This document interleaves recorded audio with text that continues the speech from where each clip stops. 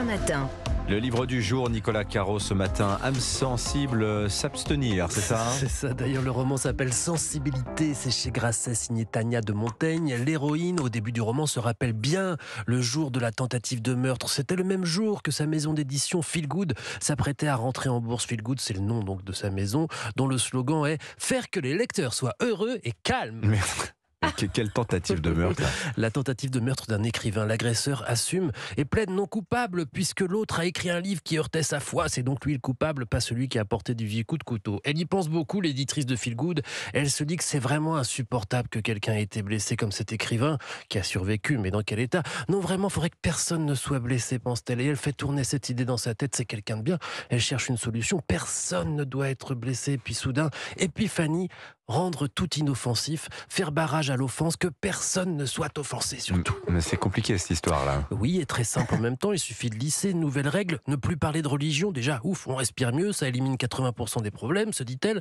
Ensuite, éviter les mots et les idées problématiques. Problématique, ça veut dire inconfortable, dac, éviter toute forme de malaise.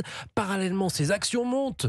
Parfait, ces actions en bourse. Mais catastrophe, Émilie Appel, c'est une collaboratrice. Quelqu'un se plaint publiquement d'un de leurs romans sur les réseaux sociaux. Je cite, « Ce livre m'a mis mal à l'aise. Aïe, il m'a obligé à faire des compromis avec mes convictions morales, personnelles et religieuses. » Réunion de crise, l'action des vices. Une autre des collègues dit, « On va quand même pas tenir compte de tous les gens qui se sentent mal quand ils lisent quelque chose qu'ils n'ont pas envie de lire. » Réponse cinglante, « Je trouve que ta remarque manque de sensibilité. C'est notre travail de faire que les gens se sentent bien. Et là, nous avons échoué. » Crise dans la crise, vous avez compris, c'est une fable, ce livre, qui vire dans l'absurde page après page et qui s'en prend avec beaucoup d'ironie et beaucoup de justesse à ce qu'on appelle le sensitive reader. C'est un concept anglo-saxon, encore très minoritaire en France, qui fait intervenir un tiers dans la lecture d'un roman à éditer pour être bien sûr que le livre n'offensera pas telle ou telle minorité, telle ou telle frange de la population.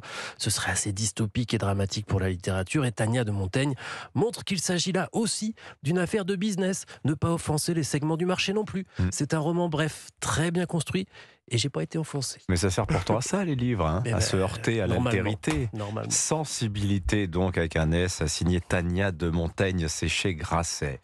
Laurie Choleva, bravo d'avoir survécu jusqu'à votre temps de parole. Elle n'en peut plus, elle est en train de se décomposer. Le challenge ce matin, c'est de ne pas tousser pendant ma chronique. Bon, cette semaine, Albert Dupontel part en campagne. Oui, avec son nouveau film Second Tour, une fable politique pleine d'humour, de burlesque et de fantaisie, comme il sait si bien le faire. C'est l'histoire d'une journaliste jouée par Cécile de France qui est reléguée au football car elle a réalisé un reportage sur les financeurs de la chaîne, et elle va se retrouver projetée à la politique pour réaliser l'interview de Pierre-Henri Mercier, le favori au second tour de la présidentielle, joué par Albert Dupontel.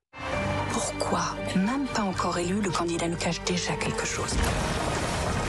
Je vais pas faire ce que les gens qui financent ma campagne ont prévu. Ils sont trop forts, trop puissants. Ils me lâcheront plus même quand je serai élu.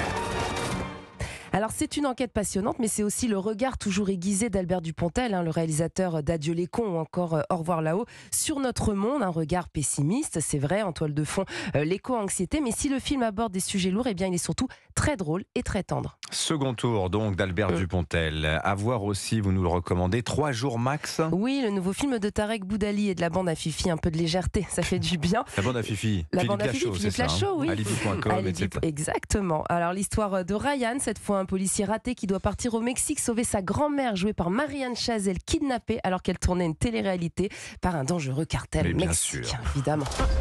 Ce que j'ai, ce sont des compétences particulières qui feront de moi un véritable cauchemar pour vous. Si vous touchez aux gens que j'aime, je vous chercherai, je vous trouverai et je vous tuerai. No hablo francés. Ah, el patron, pásame al patron.